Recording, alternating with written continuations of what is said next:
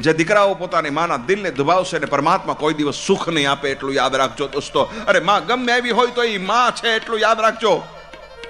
જે કોઈ તમને એમ કે મારી માં સારી નથી એનો મહેરબાની કરીને દોસ્તી છોડી દેજો. જગતમાં જેના માટે માં સારી ન હોય, મિત્ર સારો ન હોય એટલું યાદ રાખજો.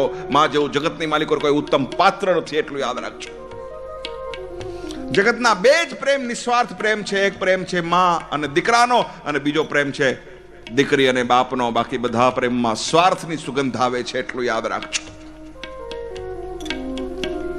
મારો કહેવાનો ભાવ, માને દુઃખ ન દેશો, કારણ કે જે માએ લાખો